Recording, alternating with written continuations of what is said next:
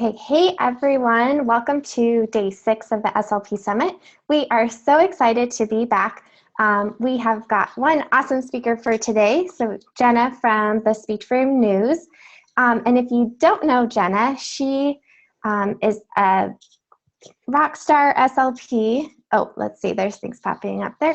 Okay, but yeah, she's a rock star SLP. She was one of the first, if not the first, SLP to put herself out there and start a blog and start sharing resources on Teachers Pay Teachers.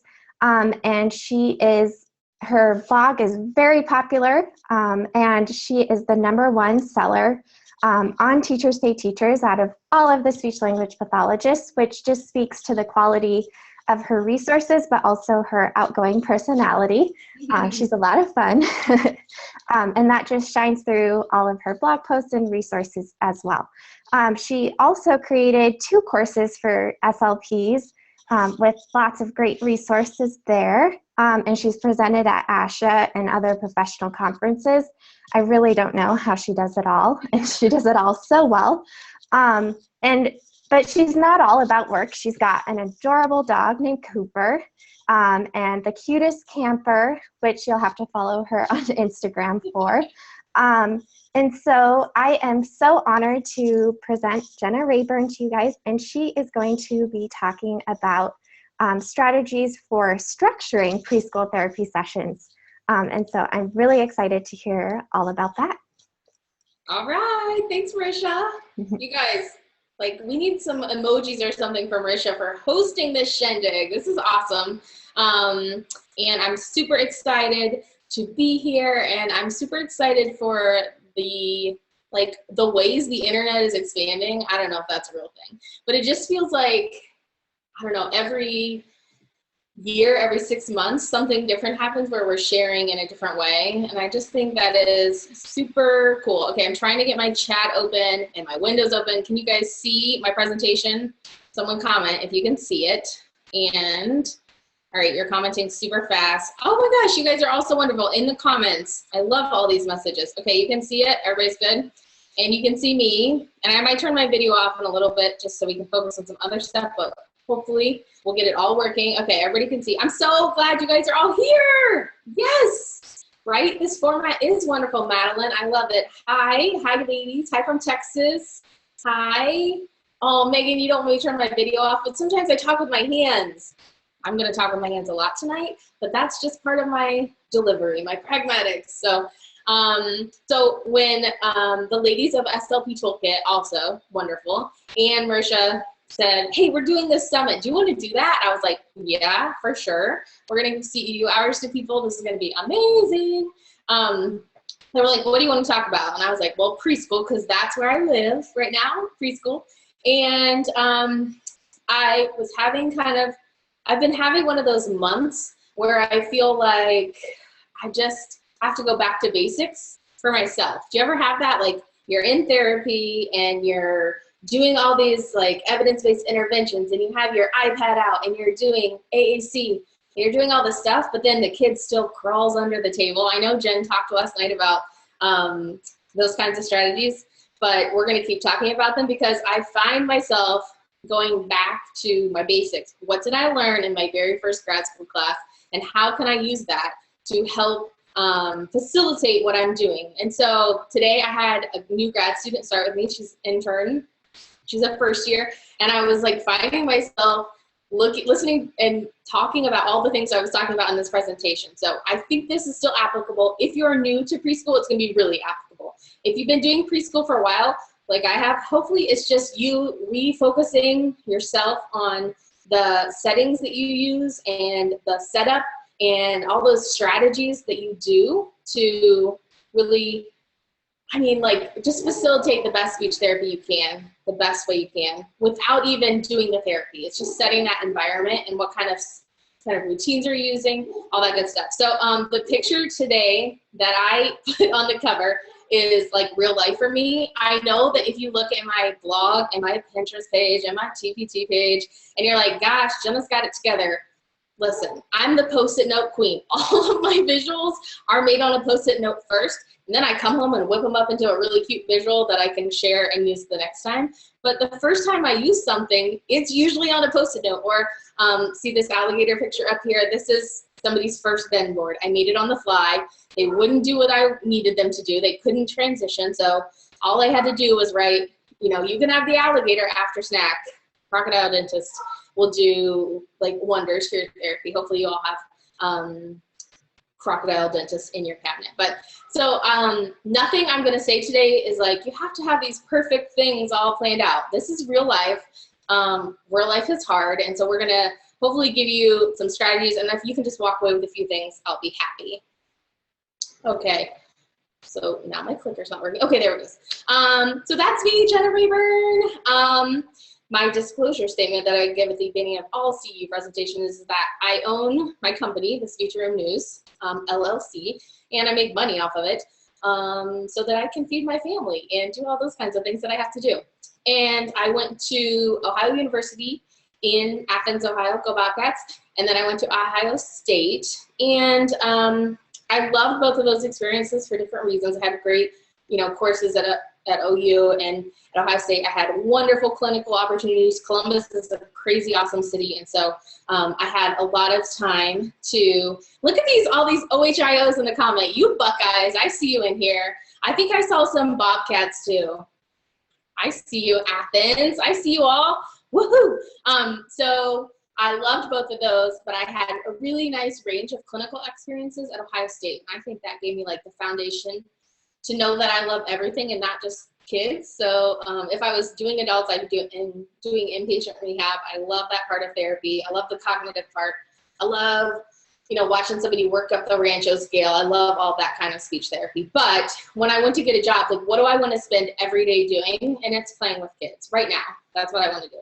I love that our field can change, but right now I really want to play with kids and hang out and be on the floor and play Candyland and do all that kind of stuff. So I work in a school. I work full time. I don't know how, because I have like the passion to work at work, but when I come home, I want to make materials and like solve problems and create resources for people that I can share. There's a ton of positive reinforcement because then I get to do things like this and talk to all of you, and I love it. And so a little bit about me. I'm from Ohio still. I work in a school full time, and those are some pictures of my family. My dog Coop, my mom, my brother, my sister-in-law, and my fiance. So here we go. The honest truth is that our job is really hard, and I love the hardness of it some days, but a lot of days it really gets you down, right? So if you go to work every day, it's not all going to be perfect. There's going to be days when kids don't do the best that they can do. There's a day where they didn't have breakfast and now they're laying on the floor and you don't know that they didn't have breakfast and you can't figure out what's going on with their sensory system.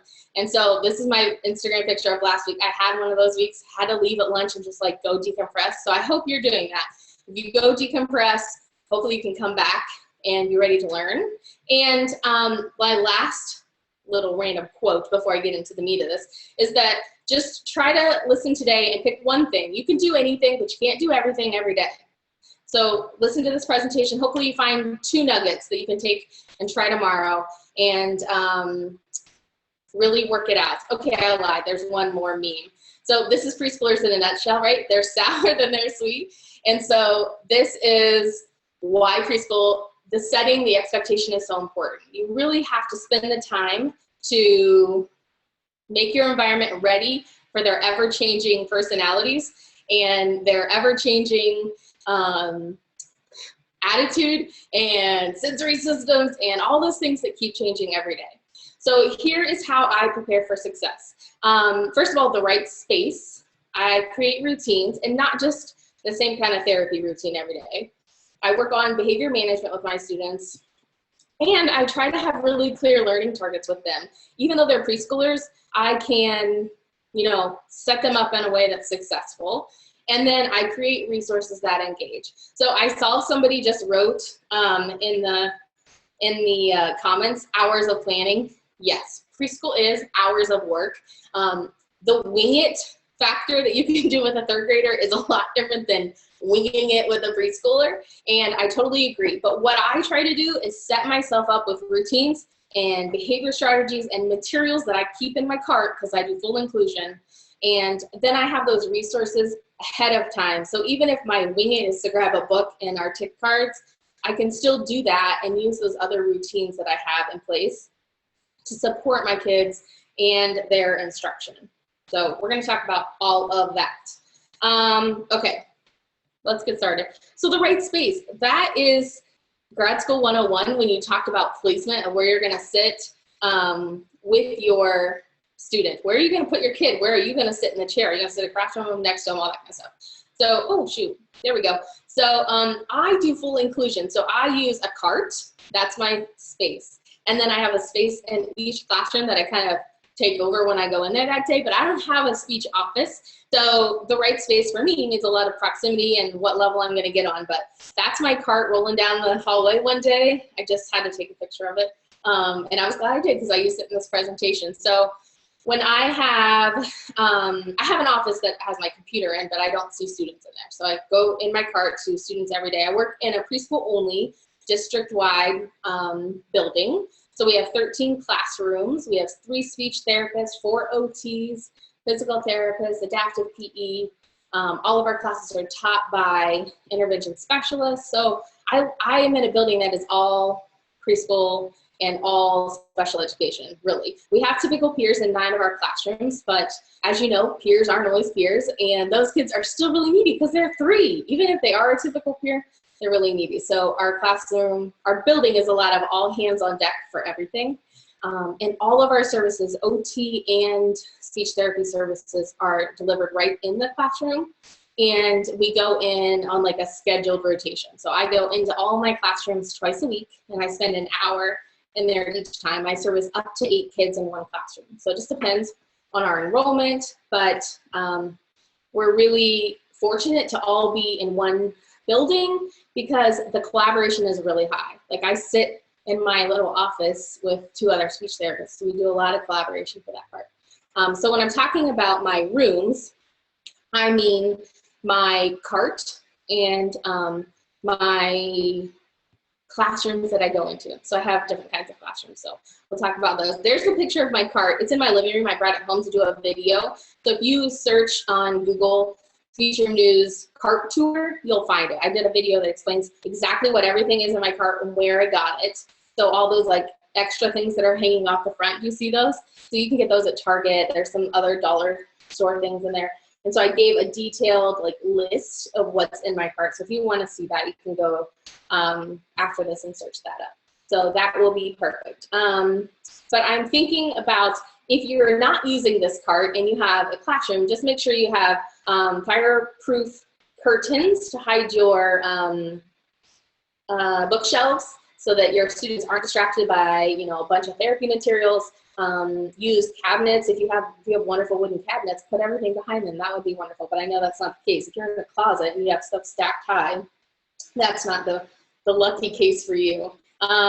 When you're thinking about decorating your speech room, make sure your visuals that are making it cheerful and fun in there also support your student learning. You know, have parts of speech posters or something like that. Don't just put up a poster for the sake of having a poster or a bulletin board that's just decoration. Make sure you're using that space functionally and really have as much benefit to the student as you can. And then think about the white space. I was giving a tour to my new intern today, and I took her in our 2 different classrooms. One is our typical half-day classroom. The walls are covered in stuff because they've been making stuff and they're doing it as part of their play and they're retelling stories. So they're creating these scenes. But then I took her into our more structured class that needs more support. They don't have typical peers. They have higher needs. And the walls are like bare. And you walk in there and you might be like, wow, this teacher just doesn't really love the preschool stuff on the wall. And that's not it at all. We just need fewer toy choices, fewer distractions, those kind of things on the wall. So really be intentional with that. Going back to, you know, the basics. So here I am in therapy in one of my classrooms, and I am sitting at a kiddie table, which is wonderful. I kind of like take over this table, and I have the pick of the space in my room to do whatever I want. If I want to work on the floor, if I want to be in their play, if I want to pull them over to my table, I have that choice. And we can talk a little bit later about the difference between what I consider, you know, inclusion services versus full play-based services. So we can talk about that in a little bit. But just look at my space. On that shelf on the right side of my body, you can see I have handy materials. There's like crayons and glue and scissors and tissues and hand sanitizer, all the things I need to pull at really quickly. And then my students, these are afternoon students, and they are facing a wall, which usually is blank. There's a couple posters about Illustrator, how to be a 4-star illustrator back behind my head there, but they are on a blank, you know, behind that, it's a blank chalk wall. So I pick a spot in the room that has a blank wall behind it. I face my students away from the rest of the classroom, and I'm doing therapy for 3 of them. So that game that we're doing is a super duper game. I see it being asked in the comments. And so those are, does anybody know what the name of that game is? I can't think of it. Ring Bling, yeah, thank you. Thank you, Karen. So Ring Bling is a super duper game that you can get. These guys are afternoon kids. That's, you know, they're able to sit. You can see all of them are sitting. And I have these pictures of myself doing therapy because our classrooms have closed Facebook pages where we can share photos between everyone. So that's why I have these. Isn't that wonderful?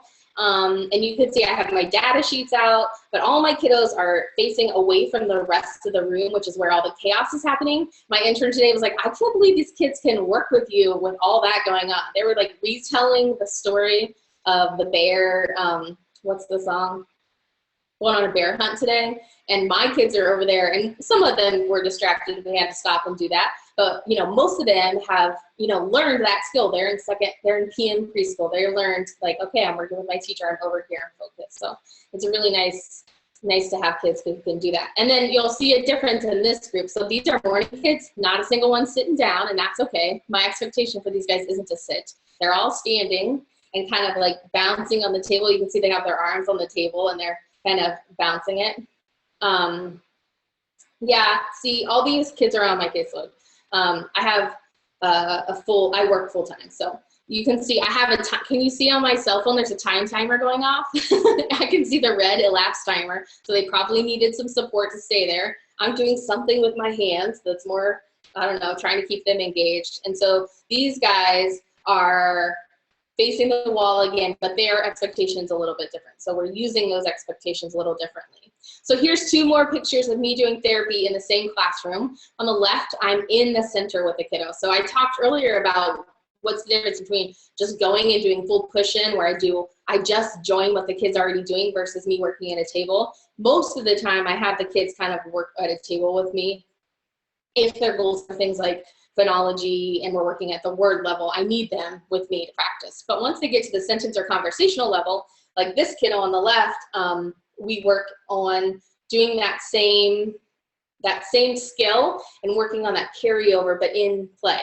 So that's one of their little centers. You can see their I can statement on the wall behind me, and they have pictures to support that. So what are their expectations? Well, it's to build a tower or build a house. And so we're working on that skill right there. So what you don't know from the picture is that I've asked all the other kids who were playing there to leave. I sent them on their merry way. I said, go play somewhere else. And I have that kiddo contained kind of in a space. Can you see behind that kiddo, there's a partition. So those partitions move in our classroom, and I'll put them up to define the space around me so that there's not so much action. There might have been kids playing, you know, a game behind him, and I needed him to be more focused. So I move those partitions around to support what we're doing. So you could move like boxes, or if you have, hopefully you have a partition in your classroom, that would be really nice. If not, you can just think about placing all your materials on the floor and get behind a bookshelf, or can you sit between 2 desks? Can you sit in the corner of a room? All those things to physically move your body to prevent those distractions as much as possible. Oh, using math for partitions is a great idea, Mary. Thank you for that. Yes, and I do have my sunglasses on my head. I mean, that's real world. And then on the right side, sometimes my kiddos don't want to sit at all. So these guys are standing up, and then we have leaves that we're sticking to a tree, and I've used Aleene's Tack. Do you guys know about Aleene's Tack It? So if you don't, get on Amazon and look it up. Aleene, A-L-E-E-N-E, Aleene's Tack It. It's like glue dots that you put on anything. So We put glue dots on the back of those little leaves, and you put a glue dot on it, let it dry, and then you can stick it to anything. So we're sticking it to a tree there and doing phonology words or apraxia, words. And so I'm kind of over by the door, so I have them away from all the other areas we're playing with, kind of isolated a little bit off to the side. Alene's, A-L-E-E-N-E. And it's a lot cheaper than Velcro. You buy a bottle of it. Like I bought a bottle of it with my funding 2 years ago. It was like $10 or something. You can get it at a craft store too, Michael's, but I like to get it on Amazon, and it looks like somebody put a link in the comments. Thank you so much. So those are 2 other settings. Okay, here I am the same day. This is like a tutorial of my hair because it changes in all these pictures. This is kind of funny. So I moved, I'm over by the door kind of, and I'm cutting out pictures of things in a toy catalog on the left. And my student is working probably on categorizing those or doing something similar. But we're catty corner on a desk from each other, and he's standing again. But we're really close. So that little kiddo needs a lot of tactile cues and support and aiding. So I want to be as close to him as I can if he's one-on-one. And then on the right-hand side, again, I'm at that little table. See that partition in the back? I put that partition up because look at the shelf behind that. Look at all those puzzles. There's a table behind me full of tons of activities. And so I'm moving my partitions in the classroom to block out something. What you can't see is on the other side of that puzzle shelf is circle time. I can't remember, this is a picture from a couple years ago, if they were doing circle time when I was working, but you were playing Cooking Cookies, another great game, and we have that partition behind them just to block out that noise. So anytime you can use that partition, that is a game changer. That really helps block out that sound and noise. So what I want you to remember is that what you think is gonna work might not work, and that you might need to change it for your student. And you might need to flag down the assistant in the classroom and say, grab that partition and put it up for me. Or let's go sit in the hallway and work for 5 minutes until we get your body ready to learn. It looks like you need a sensory break. Let's jump on the trampoline for 5 minutes and come back. And when he does that, I'm moving a partition and moving a bookshelf to block him and increase success in the environment. So you gotta be flexible. Okay, here's another setup. So on the left, I don't always scowl at my students, but we're working on facial expressions. So I had an app, I can't remember the name of the app, but it had facial expressions, and we were trying to copy the facial expressions. So that's our angry face, and we're talking about how our eyebrows are, down. So we're making these facial expressions and trying to get that level of imitation. So I want to be right next to him because I have a mirror and I have my phone, and we're taking pictures and comparing. I think I took these on the iPad. So we're comparing it to the iPad game, and I'm really close to him. I have my body right next to him. And then on the right-hand side, these kids are in the, they're in like extra bonus room we have in our school. So it's an extra room, and the PTA had set up like a learning activity. So it's like a hands-on science activity, extension activities to the curriculum, basically is what it is.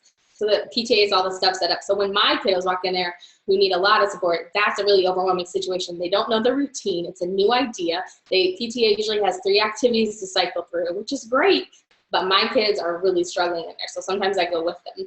And this little guy is using his magnifying glass to look at a leaf, and I think they were tracing leaves and doing the 5 senses with leaves is the group. And so the kiddos are kind of all working at the table. So when I'm working with my student this time, I want to be kind of behind him. So I was working on increasing MLU, working on utterance length, and just getting him to participate in the conversation. So if I'm sitting behind him and whispering kind of in his ear, I'm giving him the verbal models in a way that tells him this isn't a conversation with you and me, it's a conversation for you. You repeat what I say to your friend who's sitting next to you because he's at a table with a bunch of kids. So you can always think about that too. What's the perspective? Is he imitating you? Are you having a conversation back and forth? So if he's imitating you, you might want to be behind him, which is what I was doing in this situation. They look super cute checking out those leaves there in that classroom. So these are all different classroom setups that I utilize to kind of work with a student who's at that level. And then I have kids who are at more of a lower level. So these are kids who need a little more support. They might be younger or just developmentally younger or have motor issues. And then I'm on the floor. So don't be afraid to get on their level. On the left, it's really hard to tell. That was just an Instagram photo that I stole. So you can't really tell, but she's in a cube chair. Cube chair might be the best invention of all the chairs in the world because it flips over. On one side, it's a little taller. On the other side, it's down. And you can really put the kids in it. So when I sit in a cube with a kid in a cube chair, usually I have my legs out in a V, kind of trapping them in. So we're really close eye level, and I can give them lots of support. They're blocked in, but they don't feel like, gosh, Jenna's got her hands on me, keeping me here. They have a little more flexibility. And you can see I have my hands in a dinosaur puppet, and we're putting things in a refrigerator. I don't know what we were doing. So cube chairs, just if you don't have a cube chair, look for them. Our school buys them through like school specialty or something, and so the PCA just bought us a bunch of new ones. So all of our classrooms have a few of them, and I can usually snag them for student seating. So it really helps your kiddos who have trunk control or issues with their mobility. Even my barely mobile kids can sit independently in a cube chair if I flip it so that they're close to the ground and have a lot of support up to their shoulders. On the right, again, I'm on the floor. We're playing dinosaurs. We have a device. And we're working on that back and forth, you know, with his device. And you can't do that unless you're on the floor playing with them. So think about that as a benefit. And then the last thing, if you have any kiddos who are in a wheelchair, don't be afraid to put them in there, leave them in their chair and put their, what can't I think of that word? their tray on their chair. Or if you have like special kind of like high chairs at your school, like we have some of those adaptive high chairs, you can put them lap tray. That's what I was trying to think of. Thanks, Denise. On there, and I kind of trap them in that way, and that keeps them kind of, you know, where they are. Okay, last thing, one of my teachers is amazing. Well, they're all amazing, but one of my teachers had all these, you know, peers, typical peers, who had a lot of needs with their phonology. So we put the, we took this mirror and made like a speech corner, and then I started doing speech in front of it because that makes a lot of sense.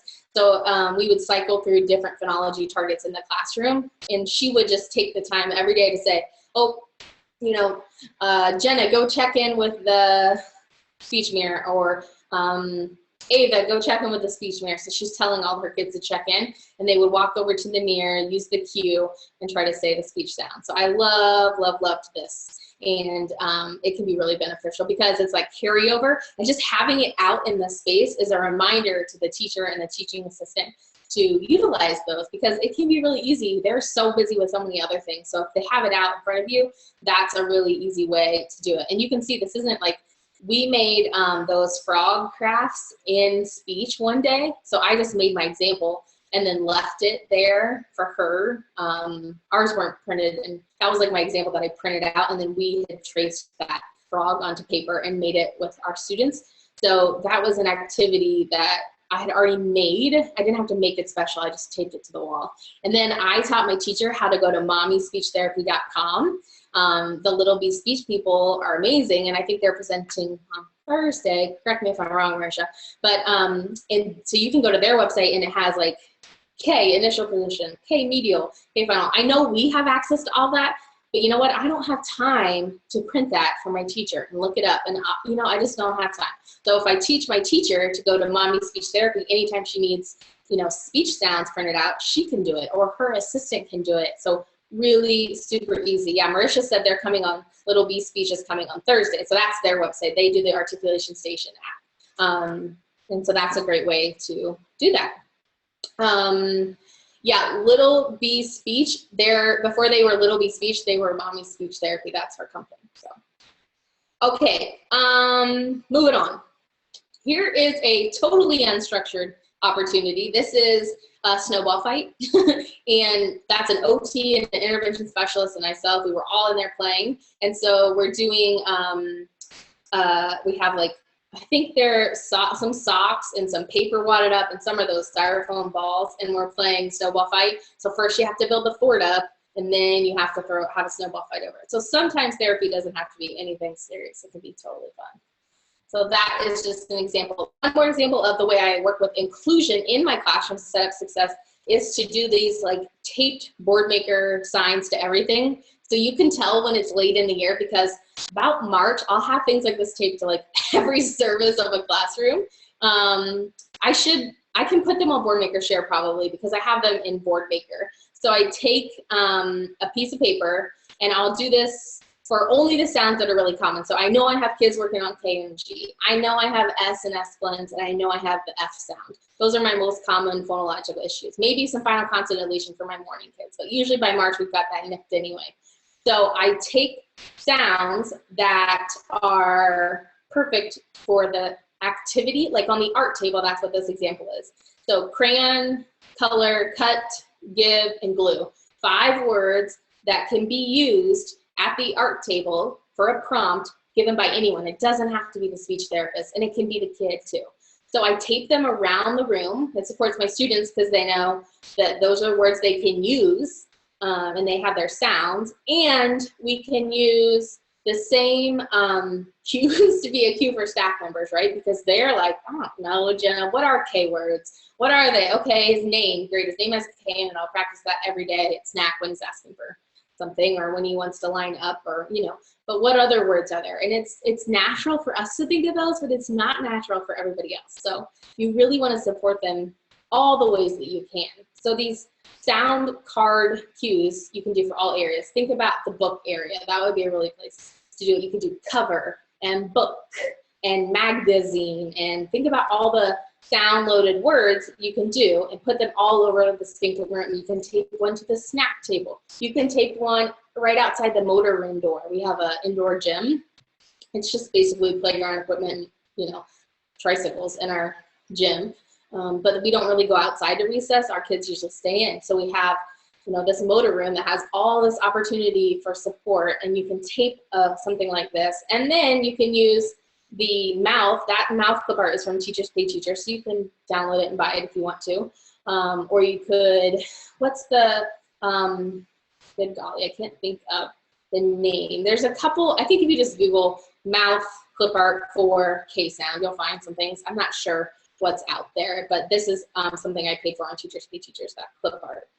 So you can add that to it. Yeah, Christine O'Brien, thank you, Kayla, to do this. Or in my store, there are sound posters like this. So if you want those, you can go to shopspeechroomnews.com. They're bigger, they're half sheets of paper, but you can use that same idea. So think about all the places you can put that to increase that carryover, and you know, it's there for you, it's supporting the teachers. And then when it's parent-teacher conference time, that teacher can say, oh yeah, at the art table, I've really noticed he's starting to carry it over. I don't notice it at books yet, but at art, when we're sitting down and I can see those words, he's really getting, he can say all 5 of those without any support. So it helps that teacher collect her own kind of data for you too. So that's really helpful. Thank you for copying that, guys. I see those in the comment section. I can see you posting links, so thanks so much for doing that. Okay, so next I'm going to talk about routines, but I don't want you to think like the routine is that Jenna reads a book every time, then she does flashcards, and then she does iPad. I don't mean that kind of routine. I mean a different kind of routine for the resources, the visuals, and the expectations that you want out of your students. So that's what we're going to talk about next. You guys doing okay? Do you have any questions? They're coming really fast at me in the comments, and I can't talk to you and read the comments. So if there's something important, don't be afraid to like save your question till the end when I can really look at the comments. So we'll keep going until then. All right. So my most used routine is that I teach the kiddos the routine that we're going to use a speech schedule. Again, I don't have this for sale anywhere. I made this what feels like 100 years ago, but was probably more like 6 years ago. And I've been using it ever since. I add new icons to the back. But we use this all the time. So my kiddos know that they have to follow the routine of the speech schedule. So for different kids, that looks different. Some kids, it means I pick any of the 3 things I want in the order that I want. For other kiddos, it means I take the order and I put them in order to earn something. So it just depends on that.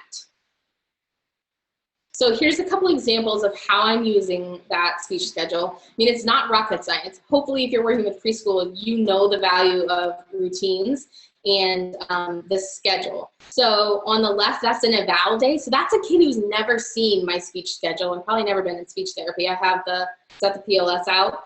I'm about to give. I have my timer out, and his folder to paper, and I have my schedule because even kids who don't know it can learn it. And I showed you my Post-it notes earlier. A lot of times I have the Post-it notes as the drawings of things. Like if it's not a toy, a book, or a flashcard or talking, I probably don't, or an iPad, I don't have the icon for it. So I just draw it on a Post-it note and stick it on there. Kids don't care. It's just the visual representation of it to support their, okay, knowledge that this activity will have an endpoint. They have some control. Here's the 3 things we need to do before you go back to work. On the right-hand side, here's how I use it in therapy. We're doing an apples book, and then we're gonna play with the attribute apples. If you don't have attribute apples, it's one of those Lakeshore activity, I think it's Lakeshore. No, it's Learning Resources.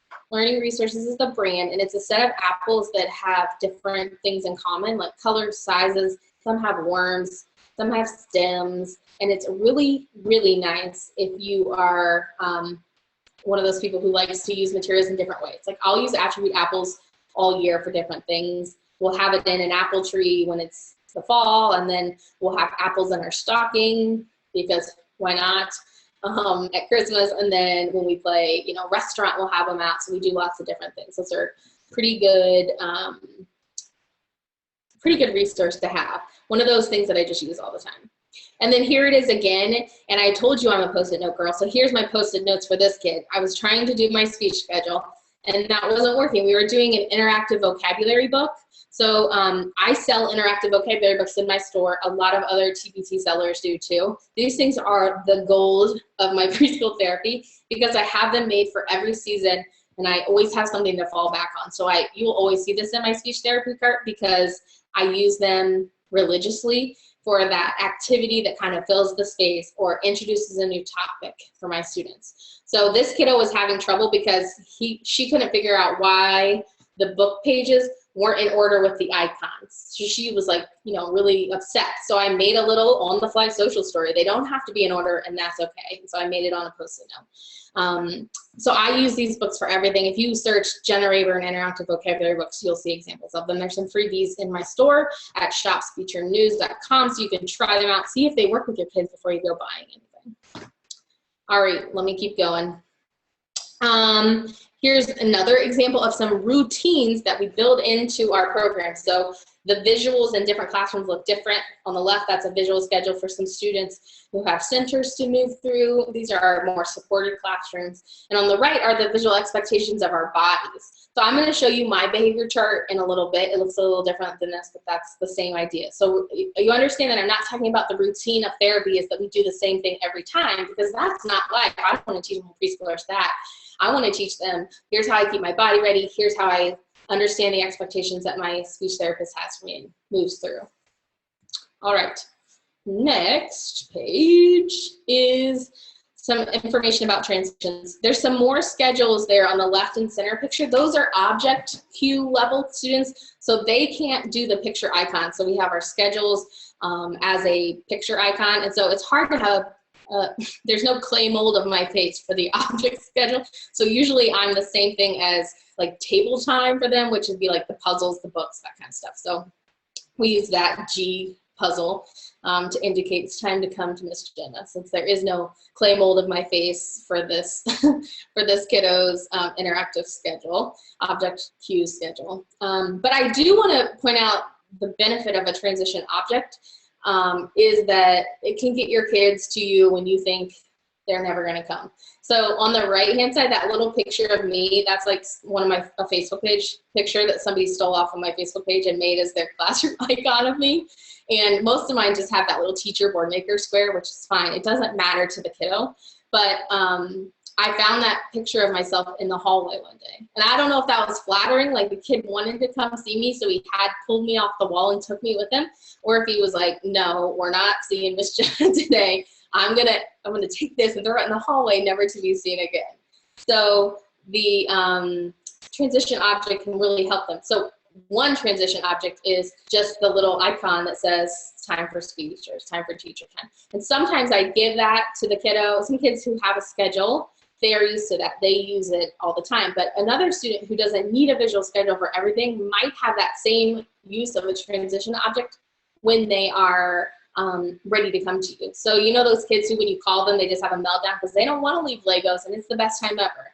Well, if you take that picture of you and say, okay, you have 1 more minute, and then you can come, you know, to teacher time or to speech or whatever you call it, you're giving them something to hold. You're not giving them the direct pressure. You know, they have a minute to finish what they're doing, and that kind of supports them. So super, super motivating. So while I'm talking about transitions, let me just talk to you about how hard they can be.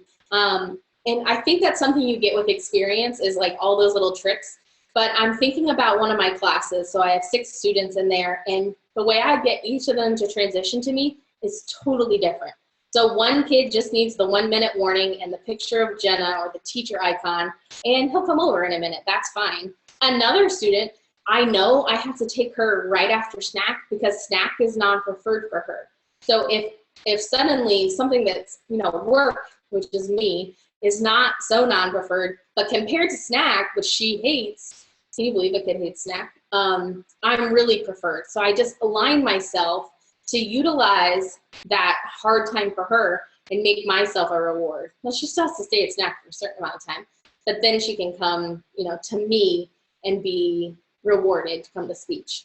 Another one of my little guys needs the motivator talked, you know, as like the throne of the day, and he comes to speech last. And when I walk into the classroom at 8:05, I say, oh my gosh, look what I brought. I brought my balloon pump. Do you want a balloon pump today? And I make it like the reward of getting through his morning. And really it's the reward of getting through his work with me, but I have to keep checking in with him probably 3 times in the morning. Oh, I can't wait to play balloon pump with you. Should we do red balloons or orange balloons? You know, so I make it the super fun thing that's what they're gonna work for. Even if it's only for 30 seconds at the end of our speech time, you know, that's what he's working for. And he'll come to me if I have that. If I forget and don't have something motivating, you know, forget it. Forget it, it's not fun.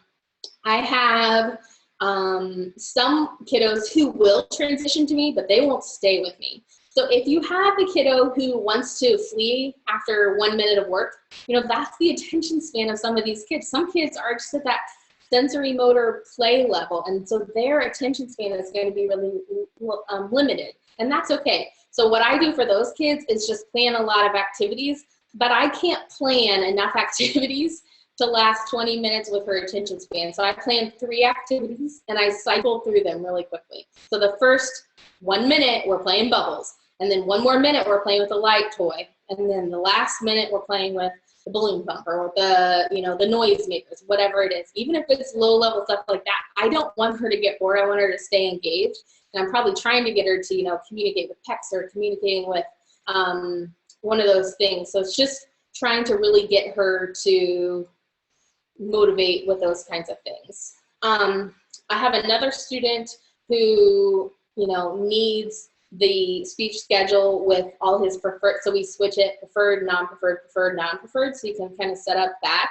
And I take the schedule with me when I go find him in the room when I need him. So I'll take it and show it to him so he knows the exact schedule. Other kids, I'll take the preferred item off with me and take it over to them. So they're seeing the preferred item, you know, that they want right there. And then one last activity that I do is just to, you know, make it into a game. So this is not rocket science. If you have little kids, you know that. You're the one who says, you're not gonna eat all that broccoli. And they're like, yeah, I'm gonna eat all that broccoli. You know, they wanna have a competition with you. So a lot of my kids, especially my boys in the afternoon, I can make it a competition and they'll come to me. So those are just some, you know, transition ideas. Transition can be really hard, but setting the environment by supporting your student in the way that fits them. You know, one size doesn't meet all at all in preschool. Everything has to be kind of specific to your students to get the best out of them. I see lots of comments, so hopefully you're all commenting about ways you can do something similar to support their learning, but we're gonna keep going. So more routines, visual supports as routines. So I'm teaching the skill of, okay, a timer means this, and I know what it means. So I have a picture of a stand timer. Those are from Super Duper on the right. And I have the time timer app. So you know, a time timer that you order from like the AbleNet company or from one of those companies is pretty expensive. Like I wanna say like $40 or $50, but the app on your iPad is super cheap, like $2, I think. So time timer, I have one on my phone, I have one on my iPad, I have an Apple Watch, and I pretend to use it. I'm like, hey Siri, set a reminder, and I pretend to set a timer, and then the kid usually forgets. So make sure you have the app for that if you don't have the real-time timer. Definitely be helpful. There's that Cooking Cookies game again. I saw someone asking in the comments what game it is. It's called Cooking Cookies, and it's a lunchbox game. I'm not sure if they still make it, but it's fun. Okay, first then boards, that's another routine that I'm teaching the students. First do this, then we'll do this. So, I'll have them doing the non-preferred activity followed by a preferred activity, the balloon pump or crocodile dentist or whatever it is. I saw there's a question from Mary that says, how long do my sessions last? Most of my sessions, Mary, are about 20 minutes with preschoolers. Pretty much never longer than that. Some of them can only be 5 or 10 minutes, and we do, 5 minutes of something sitting down and 5 minutes of sensory play, or 5 minutes of, taking a walk and going to talk with the secretaries, or something that's, motor movement, and then come back. So lots of that. Our preschool classrooms, Kelsey, do have caps on their class size. Our regular ed classrooms, our half-day classrooms, have a cap of 16 total students, 8 IEP students, 8 typical peers, and our more supported classrooms have a cap of 8. They don't have any peers. And there's a teacher and an assistant in each of those rooms. So we have 13 classrooms. 9 are the half day, and 4 are the more supported classes, the structured unit classes. And we also see itinerants. We have an itinerant teacher because we have about 10 kids in our school who do itinerant. For different reasons. Okay, and then, like I said, I wasn't going to talk to you about the routine, but sometimes I do have a routine. The book, play a card game, play a real game, fun game. So when I do my book companions, I'm doing those kind of in that routine. So usually it's the book that the teacher already read, so I don't have to read the book to them too. We do a picture walk and that's it, and we kind of keep going through. The donuts, thank you for the question, are from Walmart. In the party section, they are drink koozie floats for the swimming pool. So they're supposed to hold your drink in the swimming pool. They're inflatable. And the Give a Dog a Donut book companion is on my Teachers Pay Teacher store. Yes, Chelsea. And so that's a no prep companion. So it's black and white. All you do is print it out, and it has everything you need to use the book. And the donuts are super cute. You can order them on Amazon too. Just search drink koozie floating donut or something, and you'll find it. Somebody post the link if you find it. I don't know if they still have them at Walmart. I think it was a summer thing. So once you kind of get cruising along and you've set up your environment and you're working on transitions and those routine things you do like timers and other things, you're going to work on behavior management. I am not going to spend this whole time talking about behavior management. I just wanted to show you the 2 things that I use to handle behavior management with all my half-day classes. My full-day classes need more support. My, not regular ed students. My more supported students need more.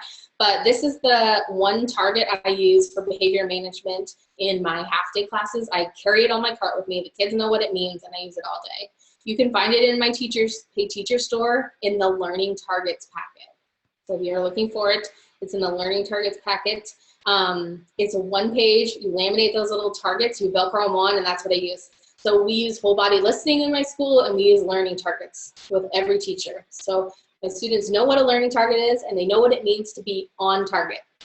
So they know what listening ears, watching eyes, sitting calmly, quiet hands, thinking brain, quiet mouth mean. And I don't have to say, Johnny, your body's out of its chair. I just take off that target and I hand it to him.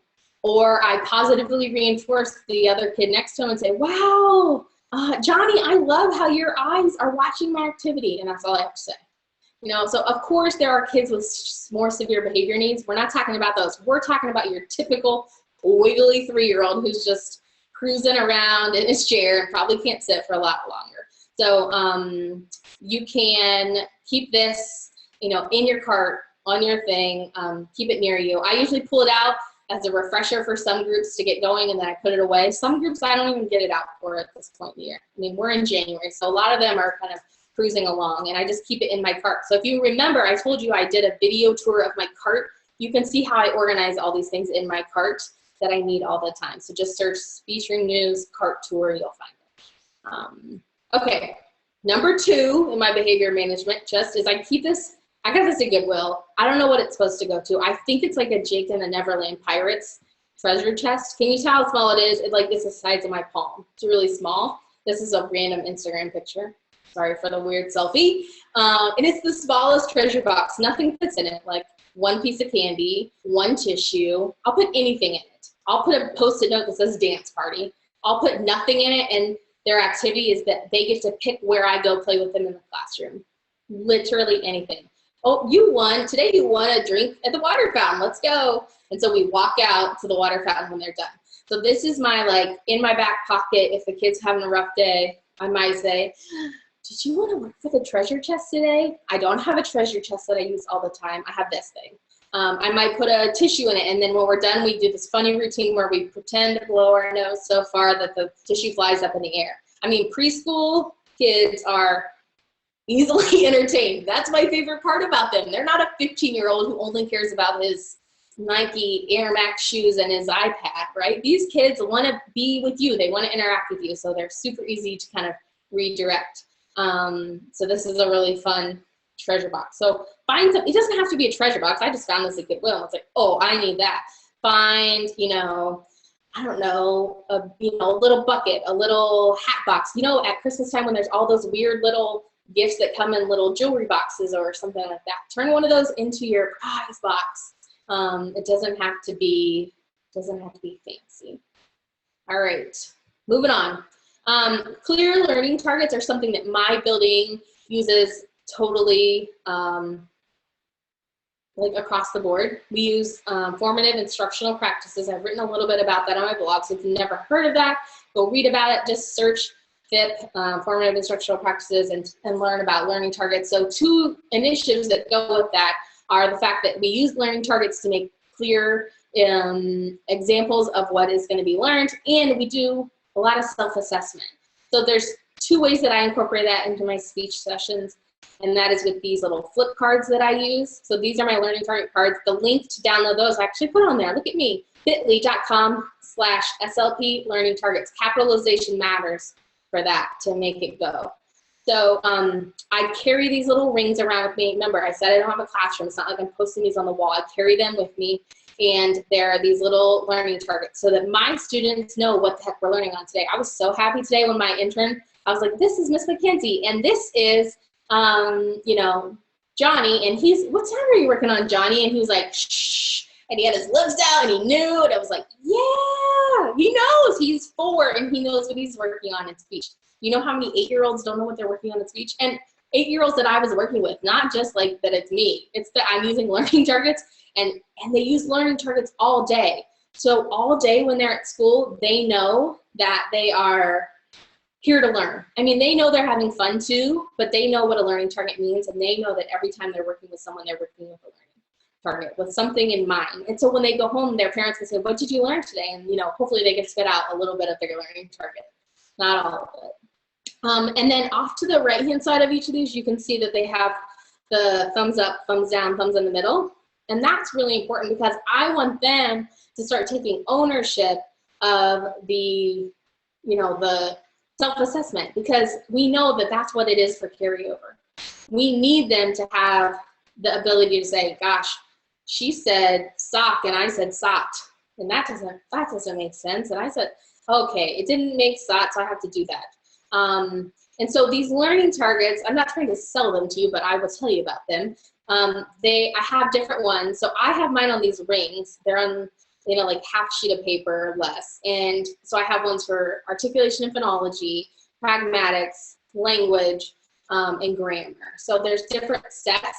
So I might only need to take 3 of my 5 sets with me. You can put a little Post-it note with the kid's initials, so you can just flip right to the one.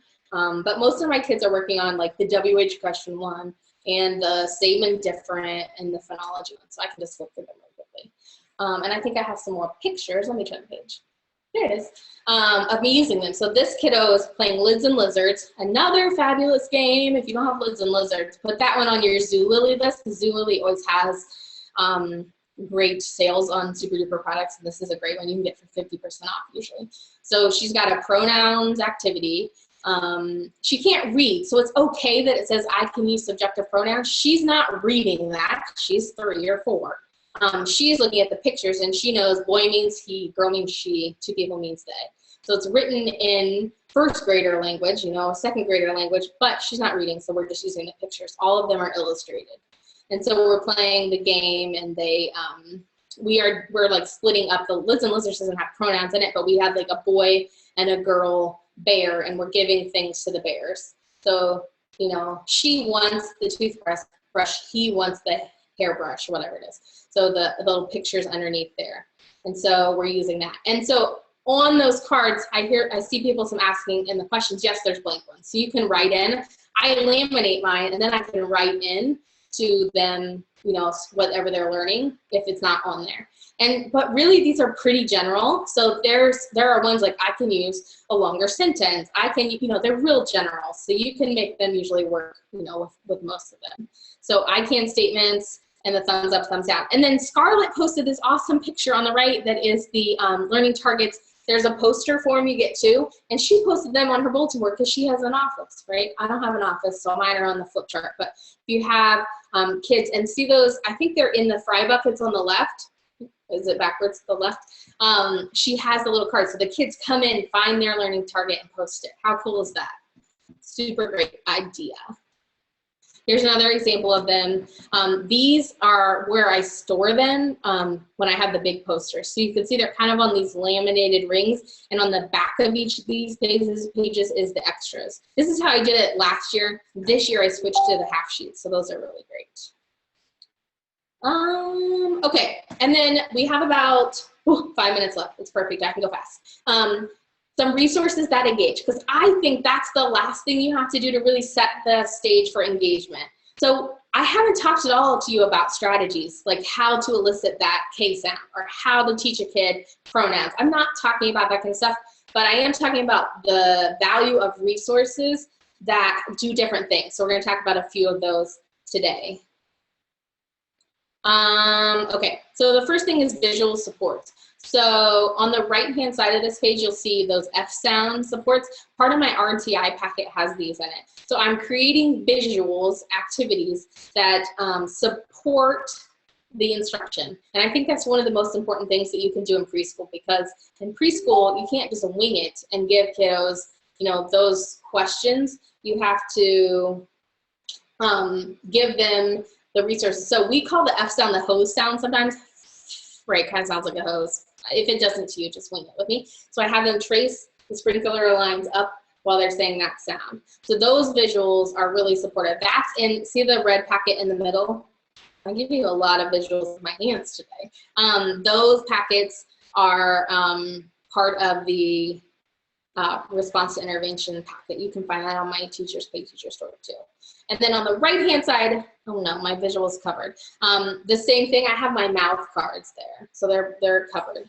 And so I have these RTI packets for all the sounds, and I have them for the same thing for some phonology things and language packets. So if you want more information about that, oh, there it is. There's a better picture. So see how I have I told you about those mouth cue cards earlier. So this one is the same thing, and I have all the things included in my visual that I only had to make once. I make them once and I have it for the next 5 years, probably until some kid shreds it and it has to be reprinted and laminated. I have my red little microphone, means your voice is off for the sound. I have my lip cue, it's a continuant, so there's an arrow that they can drag their finger on, and I have the letter S on it too. So I have these on a flip ring that I carry in my cart. So I have these visual supports that I can pair with anything else. That Color of Sound House activity is from Panda Speech. It's really great. So if you want to check that out, you can find that too. Yes, Leanne, great question. Do I ever send any of this home for practice? So you know what I can do at the end of a session is go to, all my classes have like a scanner copier in them, and I can print a black and white copy of that mouth cue card that I use, send that home in a backpack. And I'll write snake sound or skinny air sound or whatever I call the S sounds. That's super helpful. Okay, how we doing? Let me go to the next one. The other thing is interactive activities. I already explained interactive books for you. Here's the Wheels on the Bus. This is a great picture from Cat Says Meow TPT. Follow her on Insta.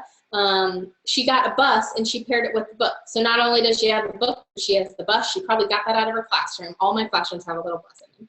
And in her making the therapy interactive will really engage those preschool learners. Same thing, make a sensory bin, make a pull from bin. On the left-hand side, you can see that's a Halloween one. I have real boards and a little football in there and leaves. The same thing with barrier games. Those are winter barrier games. And so I have that fancy super duper trifold magnet thing. What's it called? Someone help me. I don't remember what it's called. But basically it's for barrier games. And you can buy theirs, but you can make your own or buy someone TPT. Did you know they make magnet paper? Because that's what I do. I print out pictures on magnet paper and then they're made into barrier games. You can buy magnet paper at Walmart or Staples. It's not cheap, so I don't go crazy with it, but enough to make a barrier game. All you need is like 4 pages of printing, so you can do that super easily. All right, let me keep going. Another really engaging activity is wind-up toys. If you don't have a collection of wind-up toys and you are a preschool therapist, please go to Party City today. No, not today, it's late. Go tomorrow, go this weekend, and check out their selection. That's my favorite place to get wind-up toys. You can buy some on Amazon, but I like to go into the store, wind it up, and see if the stinking thing works. Because I can't tell you how many times I bought like an Etsy pack or an Amazon pack full of wind-up toys, and 50% of them don't work, and I'm too lazy to send it back, so then I wasted my money. So I like to go into the store and put them to use, right? So I'm actually using the toy. I use a lot of games. Candyland, I have companion cards to Candyland, so I swap out the cards that come with it with cards that look like Candyland cards, but they have the activities on it. And then on the right, there's a picture from my Instagram, this one. Yes, Party City Terry on the wind-up toys. I hope you have a Party City in your town. We have them everywhere here. On the right-hand side, see those super duper fish? Right, my kids have played that a lot. And we played it this winter, so we called it ice fishing. And then I added a shark to it. So that's an Oriental training inflatable shark. And so just think about how you can take the materials you already have. Yeah, going fishing is interactive, but my kids have done that and they're over it. Because these guys are 5 and they've played with Miss Jenna for 3 years and it's not that fun anymore. But if you bring an inflatable shark and you wear it on your head like a crown when you walk in the room, suddenly you're super engaging. And just the thought of trying to toss fish into the shark's mouth made it excellent. They love it. So just try to think about how you can take something you have and pair it with something different. The shark is a real cool factor. Another thing I like to do, use your super duper cards, use your other cards. Those are on the left-hand side, those are spooky finger cards in my TPT store, but you could just use the witch fingers with any old Arctic card you have. Make it interactive, put something on their fingers, make it a lot more fun. I know that the shark Karen is from Oriental Trading, and it comes with things to toss in it. I just tossed the fish that already have learning targets on them. On the right-hand side, I know Felice already presented about sensory bins. She's awesome at them. This is one that I made. I took white Play-Doh, I mixed in glitter just to make it look a little more fun, and I put these little characters in it to retell the mitten, right? So just making it super fun.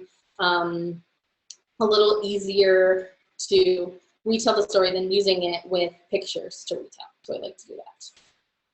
Alrighty, how are you guys doing? The last material idea that engages students, I think, is always to make something. If you're a preschool person who doesn't like crafts, I think you can still do it. So this is one of my very favorite activities. This is like my very first year. This is my CF year. We did this. Take contact paper, tape it to something inside out so that the sticky side is out, and let them stick everything. Go to the Dollar Tree and get that tablescape stuff for whatever season it is. You can get Valentine's Day or snowflakes right now, and go to your die cut machine, that's free, and cut out cardboard and stick it. You know, you can talk about positional concepts and WH words and vocabulary. You can get a ton of vocabulary out of this activity. Look at those little guys. You can't tell, but they have big smiles on their faces. So you don't have to craft in the normal, like, let's color and glue and cut. Because sometimes you don't have preschoolers who can do that, but they can almost all put on. Put in, put on is like the thing that all kids can do. So use your contact paper and make a mural, and then you can hang it in the wall, on the wall outside your room, and you've also created your decorations for the hall so you don't feel so shameful about not having a bulletin board or something beautiful because you don't have time because you got 60 kids on your caseload. So you've created a mural. You can do the same thing. I get the teacher paper that they use for their bulletin boards, and I call it graffiti day when I'm in the elementary school, and I call it art day when I'm, you know, with the little kids. And I just bring markers and stamps and crayons, and I let them just go at it. And I'll draw their speech sound words. So if they're working on Esplins, I'll draw snowmen and snakes and spooky ghosts, all those things, and just draw with them. So those are super, super functional. What you can do, here's some other ones, like I make crowns all the time. I don't know why I'm on this crown kick, but it's super fun. And it's easy. So I print these out. I printed the Christmas tree one on green paper, so it looked a little fancier. The other ones the kids just colored. It's a print, no prep activity. They color it, I staple it together, bam. It's a craft. So I'm crafting without doing a lot of work. And I can stack those crowns, that's a hard word to say, crowns on top of each other. I have 8 kids in a class, and I can cut out 8 at a time. So I just stack them, cut them ahead of time, and then bam, they're done. So super easy, fake crafts. And then I saw some people asking about making it adjusted for verbal, nonverbal autism. So those contact activities are super easy for those guys. If you're working on A and C, they can request colors, they can request big ones, little ones, all those different kinds of things. You can just do joint attention. If you give me joint attention, I'll give you the picture to put on the contact paper wall. And if they get stuck on the stickiness of it, that's okay. Help redirect them. And then the crayons part, the crowns part, most of my kids can color and love to color. They love art. So I'll get out the smelly markers. That really draws in some of my sensory seekers who are on the autism spectrum. Get those smelly marker things. Are they called something scentables? I don't know what they're called.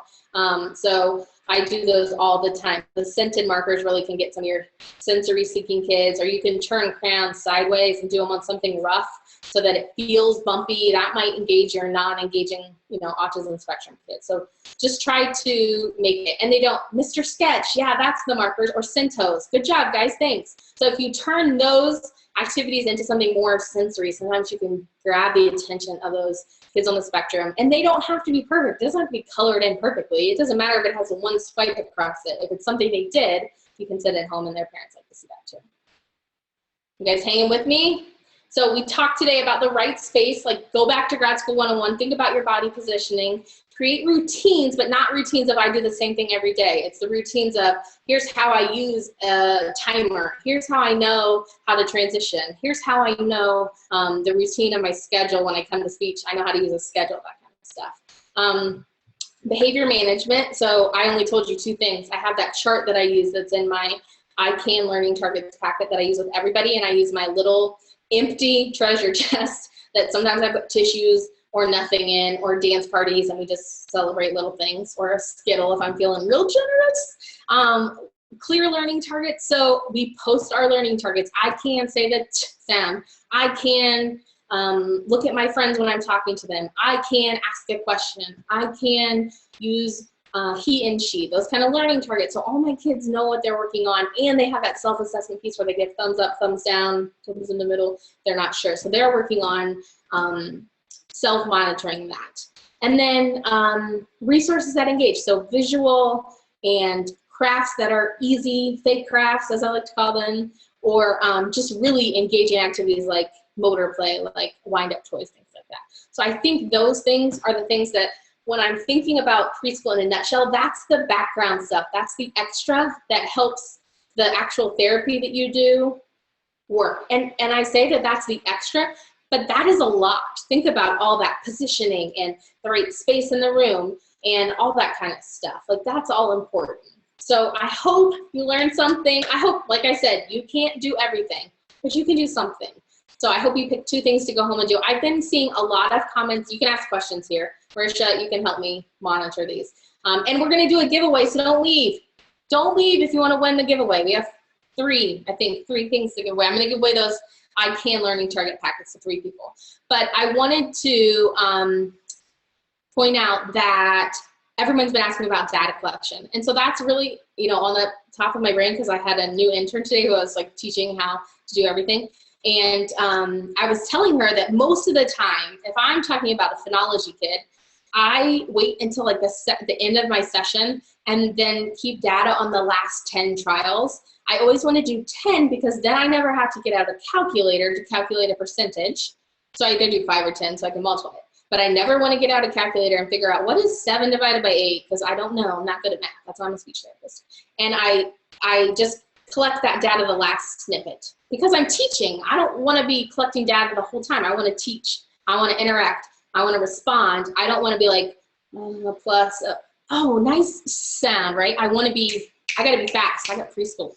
So I do that the last 10. And then if it's a skill that's pragmatic, I just sneak it in. Like if it's keep your body in the group, respond to a peer's initiation of a comment, I'm just keeping those in my head. I never have a group bigger than 3 ever at preschool. Usually I have 2. I know I showed you a bunch of pictures of me looking fancy with 3 kids, but honestly, I usually only have 2. Sometimes one-on-one, depending on their needs. And so I will I'll do like one of those and I'll just keep it in my brain. I'll just pick one of those goals to target and hang on to. And then that makes it a lot easier. So, okay, I see some other questions. How many kids do I have on my caseload? So I have, in Ohio, there's a state limit, a state cap at preschool for 50 and a school age of 80. So I'm in the 50 rule. And then at my school, there's 3 of us, my 2 coworkers, and SLP best friends are at 50, and I stay at 30 because I do the evaluation. So last year I did about 120 initial evaluations. So I do evaluations all year. So I do the initial evaluation, I do the report, I do the meetings for all of those. So my therapy schedule is at a 0.6, and then I write reports out, you know, the wazoo. So yeah, 120, right? But it's crazy. Ohio does not have SLPAs. That's a great question, Danielle. We don't have SLPAs in my state. So I'm really busy. How many qualify? Almost everybody qualifies for speech. Why do they all qualify for speech? Almost every kid referred is a speech concern. I would say 9 out of 10 have a communication concern. And we have a person who screens our intakes. She is a psychologist herself, so she doesn't work full-time as a psych, but she does our screenings.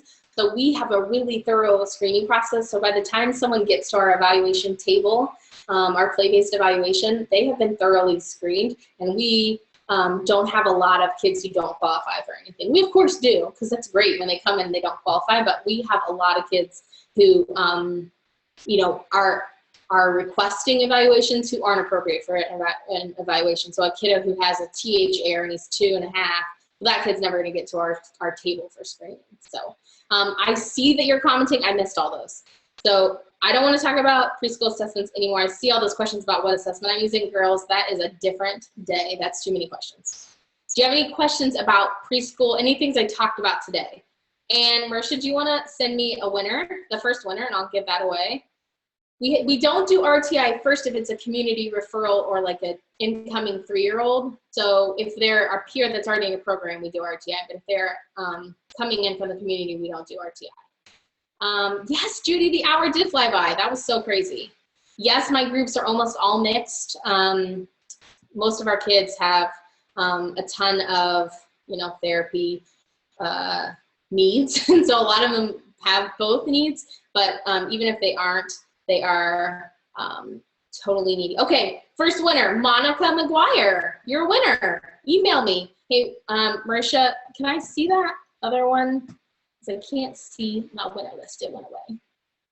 Let me see if I can do it. Okay, so if you're a winner, okay, and Kara Greaves, you're a winner. You win learning target. So email me, Jenna at thespeechroomnews.com. Marisha, can you give it to me one more time? I'm really sorry.